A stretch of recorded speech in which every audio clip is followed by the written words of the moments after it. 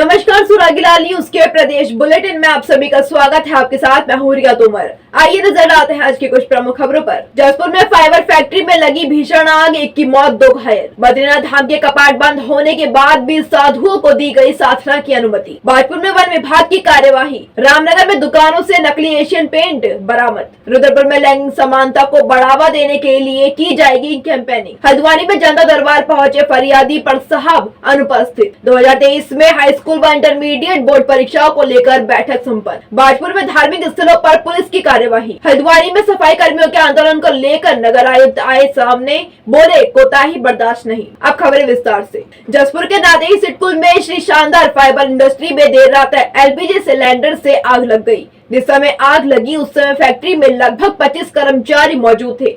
आग की चपेट में आने से अभय राजपुर निवासी अर्जुन की मौके पर ही मौत हो गई, जबकि 2 लोग गंभीर रूप से घायल हो गए। उन्हें उपचार के लिए हायर सेंटर रेफर कर दिया गया है। आग बुझाने में दमकल कर्मियों को काफी मशक्कत का सामना करना पड़ा। फैक्ट्री में आग लगने से लाखों रुपए के नुकसान का अनुमान भी लगाया जा रहा है। संवाददाता दीपक चौहान की रिपोर्ट।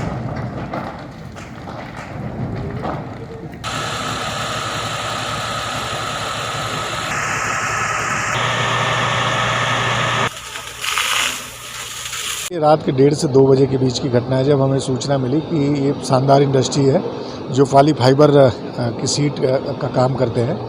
इन्हीं के बगल में, प्लांट के ठीक बगल में इनका जो गैस का चेंबर था जहाँ से ये सप्लाई लेते थे, वहीं पे रिसाव के कारण आग लगी थी। और जो वहाँ पे गेट कीपर लड़का था उसके द्वारा तुरंत जो सुपरवाइज़र थे उनको इन्फॉर्म किया गया। जब ये लोग मौके पर पहुँचे तो आग बुझाने के प्रयास में ही इसमें 2 लोग चपेटे में आ गए, जिसमें से एक व्यक्ति गंभीर रूप से उसमें झुलस गए, जिससे उनकी वहीं मौके पर मृत्यु हो गई। एक और लड़का था, वो भी झुलसे हुए हैं। 2 लड़कों को हमने तत्काल यहाँ से रेस्क्यू करके और बाहर निकाल करके उनको अस्पताल एडमिट कराया। बाकी जो 20-22 वर्कर और अंदर प्लांट में थे, सबको बाहर निकाल लिया गया था। अभी लगातार हमारी जो फायर टेंडर और हमारी जो फायर की यूनिट है, आग पे काबू पाने का प्रयास कर रहे हैं और शीघ्र ही हम इसको आग बुझाने में सफलता प्राप्त करेंगे। जहाँ तक गाड़ियों का सवाल है तो इसमें कुल 9 गाड़ियाँ लगी। इसमें से 3 प्राइवेट सेक्टर की थी और 6 हमारी जो है। आग ये गैस लीकेज हुआ है, उस कारण से जो है लगी, क्योंकि फैक्ट्री चल रही थी, प्रोसेस में थी, तो उस वजह से लगी। और नुकसान का अभी आकलन किया जा रहा है। क्षति का आकलन करने के बाद ही बताया जा सकेगा। बद्रीनाथ धाम के कपाट बंद होने के बाद अब शीतकाल में प्रशासन द्वारा भी साधुओं को वहां साधना करने की अनुमति दी गई है। अब तक प्रशासन के पास 72 साधुओं के आवेदन आए हैं, जिसमें पूरी जांच पड़ताल करने के बाद भी साधुओं को वहां साधना करने की अनुमति प्रशासन द्वारा दी गई है। काल में कुछ साधु जो होते हैं वो बद्रीनाथ धाम में निवास करते हैं, तो हमारे द्वारा उन साधुओं का मेडिकल प्रमाण पत्र और अन्य जो दस्तावेज होते हैं जो कि पुलिस के द्वारा चेक किए जाते हैं, वो सब देखते हुए उनको शीतकाल की अनुमति दी जाती है। इस साल जो भी आवेदन पत्र हमें प्राप्त हुए हैं उनमें से लगभग 20 लोगों को अभी तक परमिशन दे दी गई है और बाकी लोगों की जांच और सत्यापन की कार्रवाई अभी चल रही है। रामनगर में नकली एशियन पेंट बिकने की शिकायत पर पेंट कंपनी के अधिकारियों व कर्मचारियों ने 2 दुकानों से भारी मात्रा में नकली पेंट बरामद कर पुलिस के हवाले करते हुए दुकान स्वामियों के खिलाफ तहरीर सौंपी है, जिसके बाद पुलिस ने जांच शुरू कर दी है। संवाददाता कैलाश सुयल की रिपोर्ट।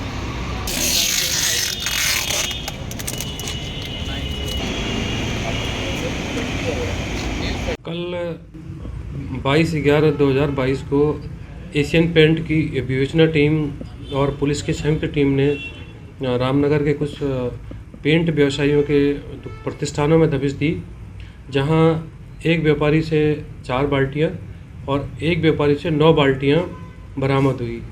एशियन पेंट की इन्वेस्टिगेशन टीम का कहना था कि ये पेंट जो है हमारी कंपनी का नहीं है, हमारी कंपनी का लोगो लगा के इसमें अलग से कॉपीराइट किया गया है, जिसमें मुकदमा पंजीकृत है। इन्वेस्टिगेशन जारी है। तराई केंद्रीय वन विभाग रुद्रपुर की बरहनी रेंज के वन क्षेत्राधिकारी रूप नारायण गौतम ने अपनी टीम के साथ तोता बेरिया मोहाली से खैर की लकड़ी से भरी पिकअप को बरामद किया। वन कर्मियों के वाहनों को देख लकड़ी तस्कर पिकअप को छोड़कर भाग निकले। इस पिकअप में 32 खैर की लकड़ी के नग लदे हुए हैं, जिनकी अनुमानित कीमत 1.5 लाख रुपया आंकी जा रही है। संवाददाता शुभम गंभीर की रिपोर्ट।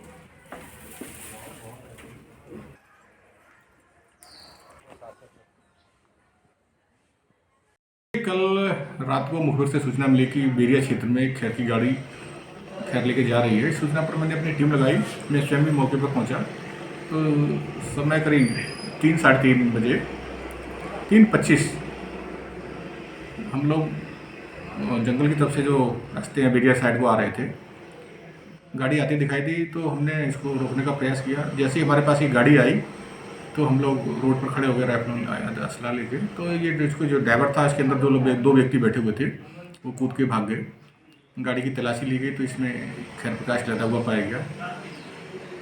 वाहन और प्रकाश को दोनों को लेकर हम रेंज कार्यालय लाए हैं और अब ये पता कर रहे हैं कि प्रकाश किस रेंज से किस बीट से कटा है, इसकी जांच की जा रही है।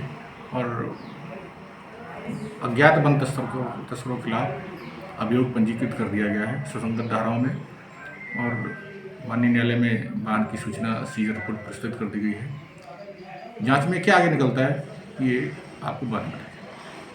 रुद्रपुर में मुख्य विकास अधिकारी विशाल मिश्रा ने लैंगिक समानता को बढ़ावा देने के लिए उधम सिंह नगर में कैंपेनिंग चलाए जाने की बात कही। उनका कहना है कि लड़कियों और लड़कों के लिए समान अधिकार और अवसर सभी बच्चों को उनकी क्षमता को पूरा करने में मदद करते हैं और लड़कियां असमानता के खिलाफ साहसपूर्वक आवाज उठा रही हैं। संवाददाता दुर्गेश तिवारी की रिपोर्ट।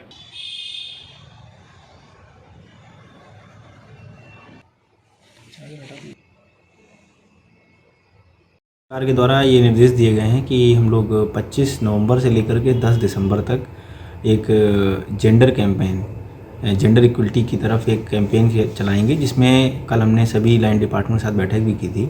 और इसमें हम लोग अगले 15 दिन तक विभिन्न प्रकार की गतिविधियां, कार्यक्रमों को आयोजित करेंगे और लोगों को gender equality, crime against women इत्यादि टॉपिकों पर लोगों को हम प्रेरित करेंगे, उनको जागरूक करेंगे। और उधम सिंह नगर में एक कदम बढ़ते हुए जेंडर कैंपेन के साथ साथ चाइल्ड केयर कैंपेन को भी लिंक किया जा रहा है, क्योंकि हम इसमें स्कूलों में भी बच्चों को अवेयर करेंगे, लड़कियों को अवेयर करेंगे, बच्चों को अवेयर करेंगे, ताकि उनको उनके अधिकार के बारे में पता चल सके। राजधानी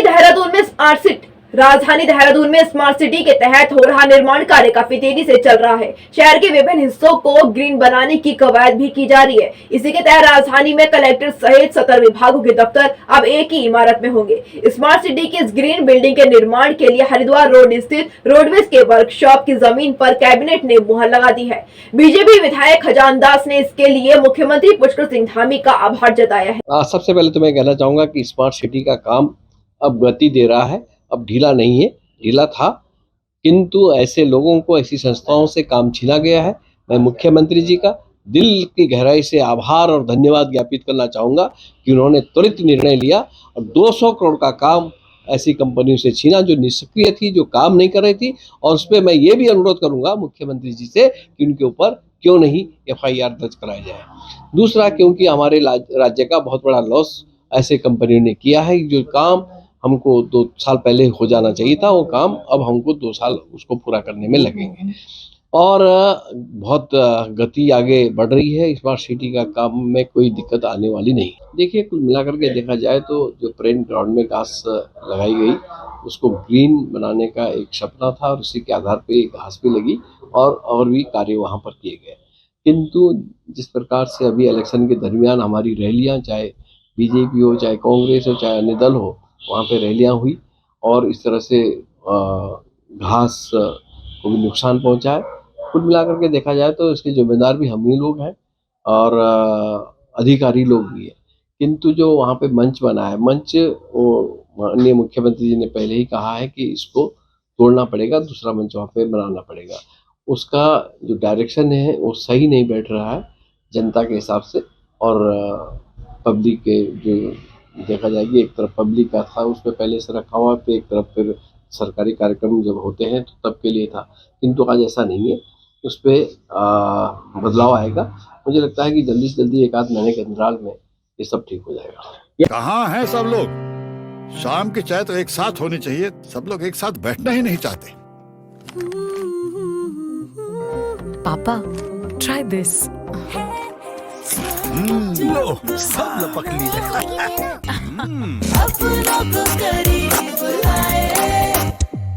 ये क्या हाल कर दिया है रूम का? बस कल से चाय मेरे रूम में।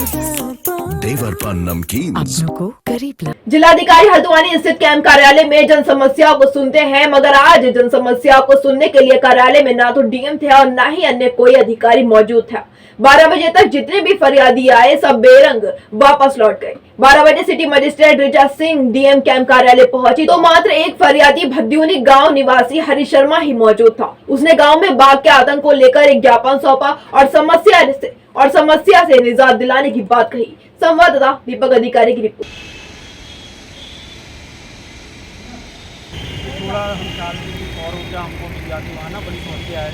शहर से बाहर गए हुए हैं और यहाँ पे उनका स्टाफ बैठा हुआ है और लोगों को बताया भी जा रहा है, चूँकि जिलाधिकारी महोदय नहीं है, लोग उन्हीं से मिलने आते हैं, बाकी अधिकारी अपने ऑफिस में तो अवेलेबल रहते हैं, तो इस वजह से उनको बताया जा रहा है। इसके अलावा भी जो भी अपनी यहाँ पर जो शिकायती प्रार्थना पत्र लाया है उसके लिए अंदर स्टाफ बैठा है, वो ले रहा है और मैं भी आई हूँ और इनका जो ज्ञापन है ये मैंने ले लिया है, जो मैं जिलाधिकारी महोदय के समक्ष प्रस्तुत कर दूँगी।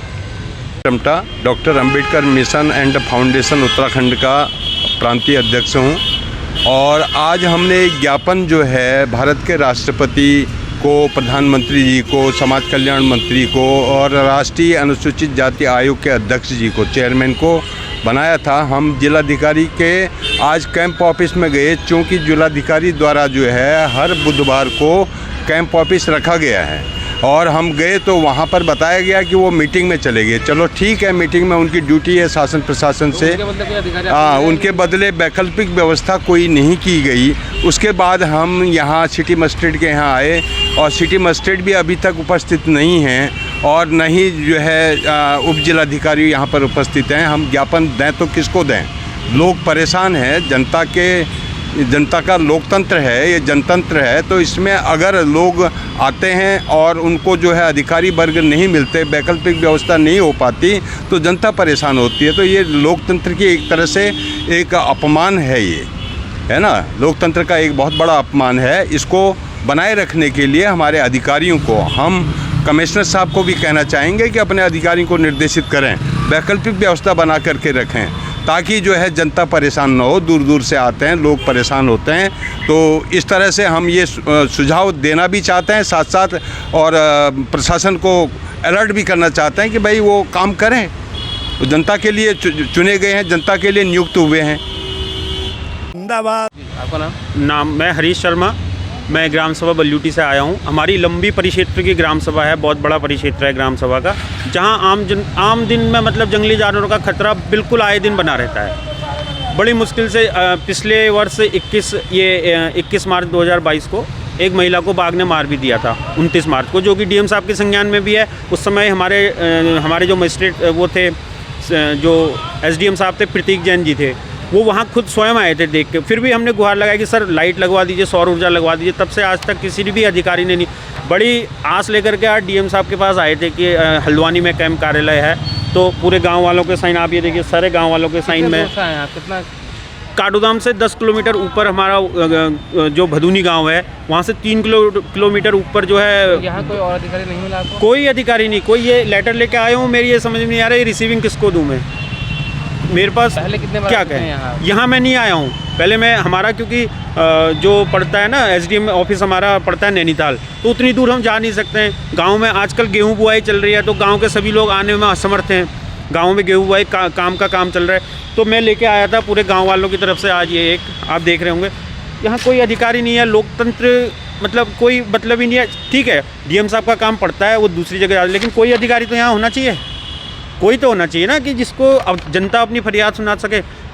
मैं भी वापस जा रहा था, आपने मुझे रोक लिया, हाँ भाई क्या काम है, तो मैं इसलिए आपके पास आपको ये बता रहा हूँ। अब कोई अधिकारी नहीं है, कुछ नहीं है, न कोई हमारी कोई जनता की आवाज़ कोई सुनने को तैयार ही नहीं है। न्यायालय द्वारा धार्मिक स्थलों पर बजने वाले लाउड स्पीकर पर प्रतिबंध लगाया हुआ है, लेकिन न्यायालय के आदेश जारी होने के बाद भी बाजपुर क्षेत्र में कुछ धार्मिक स्थलों पर आदेशों का पालन नहीं हो रहा था। इसी के चलते बाजपुर कोतवाली पुलिस ने मंगलवार को दोराहा, मुंडिया, पिस्तौर देहात और केशुवाला में चेकिंग अभियान चलाते हुए न्यायालय के आदेशों का उल्लंघन करने वाले 3 धार्मिक स्थलों के चालान किए और 3 धार्मिक स्थलों को नोटिस जारी किया। संवाददाता शुभम गंभीर की रिपोर्ट। उतारो, उसको पकड़ ले जरा, मैं खड़े होता हूँ। माननीय उच्च न्यायालय का पूर्व से ही ये आदेश है कि जो धार्मिक स्थलों पर लाउड स्पीकर जो तेज़ आवाज़ में बजते हैं तो उनका डिसेबल एक नियुक्त किया है कि मतलब इतने तक आप डिसेबल तक इनको बजाएंगे। तो पूर्व में भी ये कार्रवाई चली थी, लेकिन आजकल जो है फिर शिकायत मिली है कि ये लोग जो है मस्जिदों में, गुरुद्वारों में तथा मंदिरों में तेज़ आवाज़ से जो है ये लाउड स्पीकर जो चला रहे हैं, तो उनके खिलाफ आज हमारे बाजपुर पुलिस के द्वारा जो है कार्रवाई की गई है। उनको नोटिस भी हमने जारी की है कि भविष्य में अगर इस प्रकार से अगर आपके द्वारा जो है तेज़ आवाज़ में, तेज़ ध्वनि में अगर लाउड स्पीकर का प्रयोग किया गया तो आपके खिलाफ जो है आवश्यक वैधानिक कार्रवाई की जाएगी। उत्तराखंड विद्यालय शिक्षा परिषद द्वारा संचालित हाई स्कूल एवं इंटरमीडिएट बोर्ड परीक्षा 2023 को लेकर बोर्ड सभागार में परिषद निदेशक आर.के. कुंवर सिंह की अध्यक्षता में बैठक संपन्न हुई। बैठक में प्रदेश भर के मुख्य शिक्षा अधिकारियों ने प्रतिभाग किया। संवाददाता कैलाश की रिपोर्ट।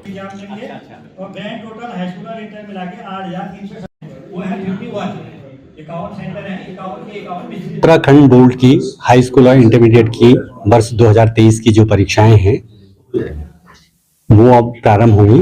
प्रयोगात्मक परीक्षाएं हमारी फरवरी माह में कंप्लीट हो जाएंगी।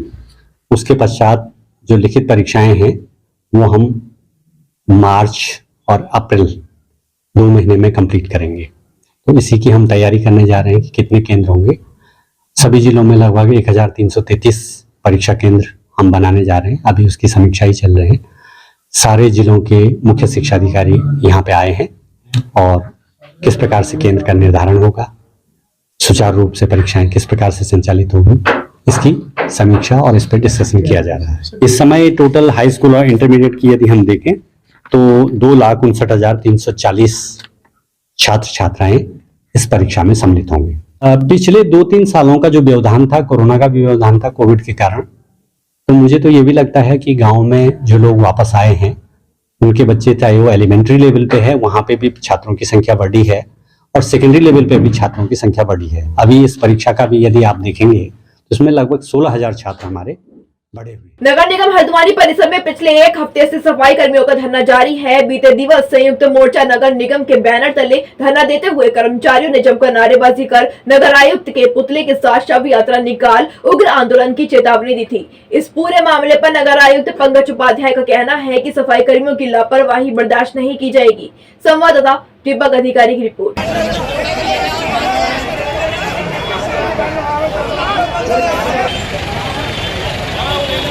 माध्यम से मेरे संज्ञान में आ रहा है कि किसी प्रकार की शव यात्रा निकाली है निगम के कुछ कर्मचारियों ने।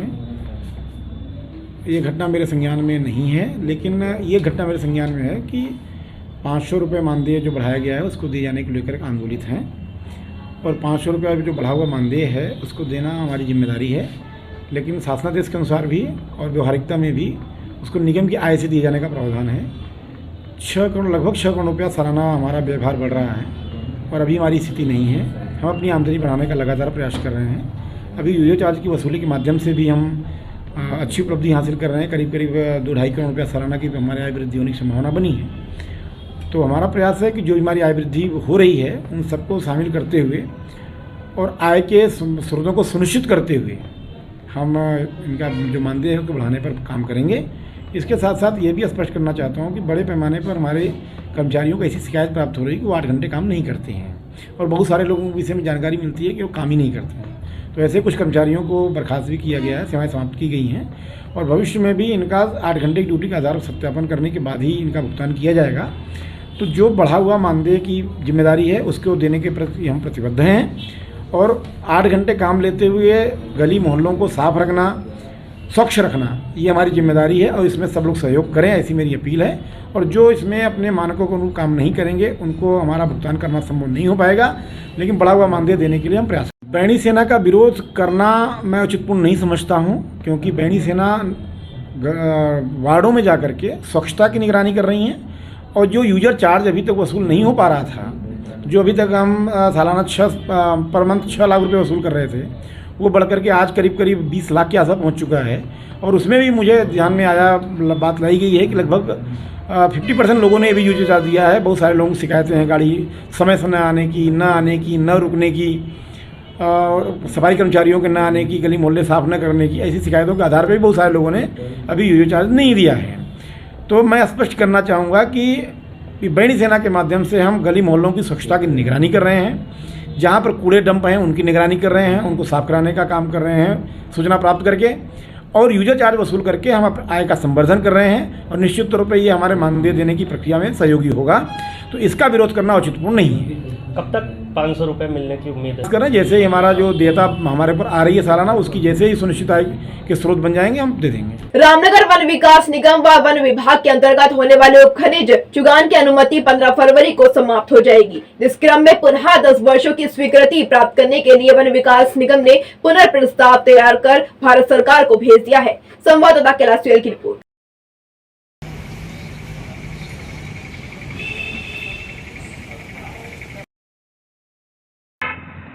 कोसी एवं दापका नदियों के लिए 15 फरवरी 2023 तक की अनुमति प्राप्त है भारत सरकार से। इन दोनों नदियों के लिए हमने ईसी और एफसी के लिए आवेदन कर दिया है और हमारी फाइल अभी शासन स्तर पर भारत सरकार पर पहुंच चुकी है और वहां से हमें जब ईसी और एफसी मिलेगी उसके बाद हम आगे 2023 से 2033 तक अपना खनन कार्यक्रम चलाएंगे। ये 10 साल के लिए मिलती है परमिशन हमें। तो 2023 में खत्म हो जाएगा? हाँ, 15 फरवरी 2023 में खत्म हो जाएगा। 15 फरवरी 2023 तक हमारे पास अनुमति है जिसमें कि हमारा इस तत्व का खनन चालू रहेगा। नहीं, जहाँ तक हमारा पूरा प्रयास है, हमारी सारी फाइलें शासन में पहुँच गई हैं, हमारा पूरा प्रयास है कि हमें 15 फरवरी से पहले अनुमति मिल जाए। आज के लिए इतना ही। उत्तराखंड से जुड़ी तमाम खबरों के लिए जुड़े रहिए सुरागला न्यूज के साथ। धन्यवाद।